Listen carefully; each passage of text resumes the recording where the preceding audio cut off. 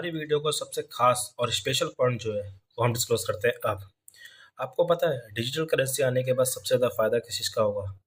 सबसे ज़्यादा फ़ायदा हमारी अर्थव्यवस्था पर, उसके खर्चे पर पड़ेगा।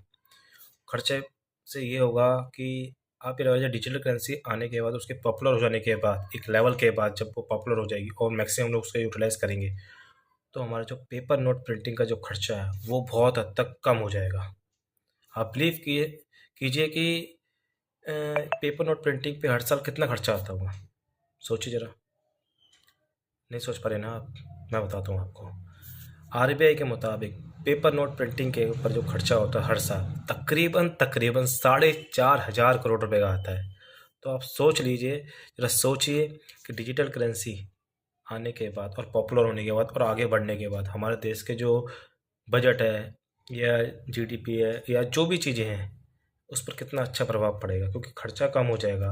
और उसके बाद जो सबसे बड़ी बात चीज़ों का ये है, वो ये है कि जो डिजिटल करेंसी है ना, इससे लोगों के, छोटे लोग हैं या बड़े लोग हैं या आम लोग हैं या सब लोग हैं, जो भी लोग हैं, उनको एक टेक्नोलॉजी की दुनिया में प्रवेश हो जाएगा कि हाँ भाई, वो भी अब टेक्नोलॉजी होल्डर होल्डर हो जाएंगे। ये समझ लीजिए। तो और 4,500 करोड़ का खर्चा जब बचेगा, तो उस पैसे का इस्तेमाल हम सोचिए अपने फौज के लिए कर सकते हैं, नए नए हथियारों के लिए कर सकते हैं, या स्कूलिंग के लिए कर सकते हैं, या किसी और चीज़ों के लिए कर सकते हैं, तो वो ज़्यादा बेनिफिट है। तो ज़रा सोचिए कि हर साल आरबीआई 4,500 करोड़ रुपये सिर्फ पेपर नोट प्रिंटिंग के लिए करता है। आप सोचिए ज़रा। और हमारे देश में तकरीबन 4 जगह पर हमारे देश में पेपर नोट प्रिंटिंग होते हैं।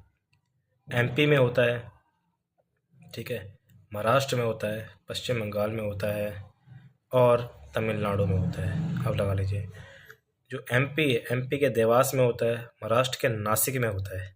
अब सोचिए, तमिलनाडु के मैसूर में होता है और पश्चिम बंगाल के सवलोनी में होता है प्रिंटिंग का काम। तो 4,500 करोड़ रुपये इज़ ही, वो बहुत बड़ा अमाउंट है जो सिर्फ हम पेपर नोट छापने पे कर देते हैं। अब सोचिए ज़रा। अगर मैं आपको ईयर वाइज बताना चाहूँ, तो ईयर वाइज जो डाटा है, लगभग ये समझ लीजिए 2020-21 में जो पेपर नोट प्रिंटिंग पे जो खर्चा आया है, वो तकरीबन तकरीबन 4,000 करोड़ रुपए का आया है। आप सोच लीजिए, 4,000 करोड़ रुपए का सिर्फ पेपर प्रिंटिंग हुई है, पेपर नोट की जो प्रिंटिंग है उस चीज़ों को हुई है। और मतलब 2019-20 का डाटा अगर मैं बताऊँ, तो वो उससे भी ज़्यादा है, 4,378 करोड़ रुपए।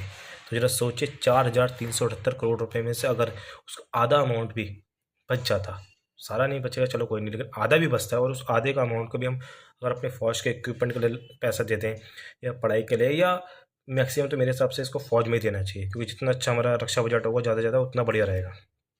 तो जरा सोचिए कि इससे क्या क्या होगा, कितने बेनिफिट होंगे।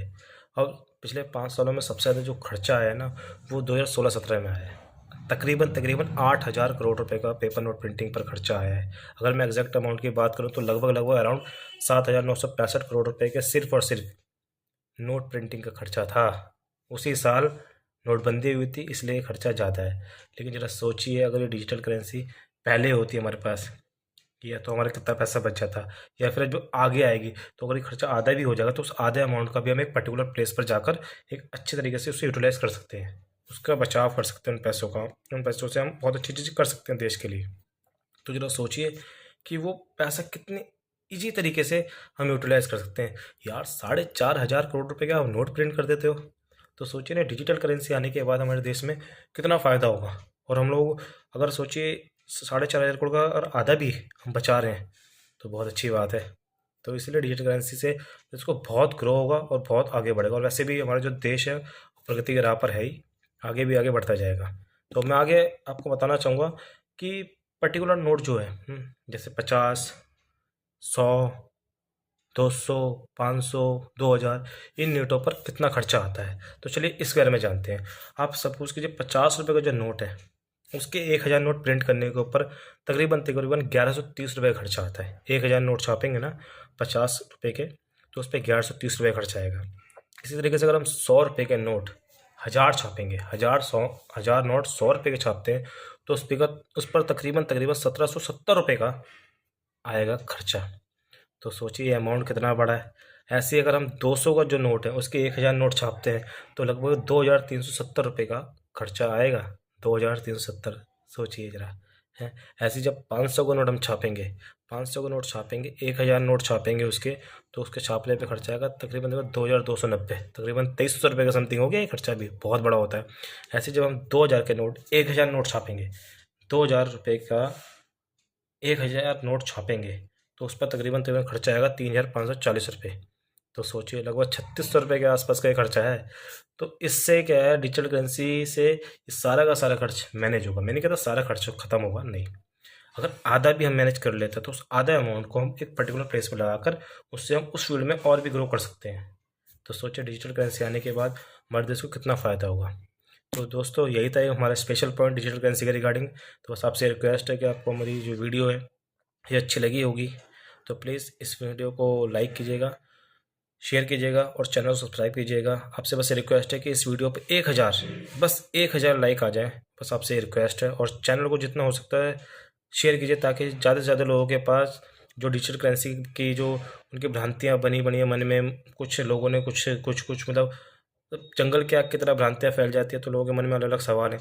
तो उन सारे सवालों का जवाब इस वीडियो में है। तो आपसे रिक्वेस्ट है कि आप इसको ज़्यादा से ज़्यादा अपने करीबी लोगों की तरफ शेयर कीजिए और कम से कम 1000 लाइक कर दीजिए। तो क्या है कि अगली वीडियो बनाने में मेरा जो मोरल है वो बहुत ज़्यादा हाई हो जाएगा। तो बस आपसे रिक्वेस्ट है, चैनल को सब्सक्राइब कीजिए।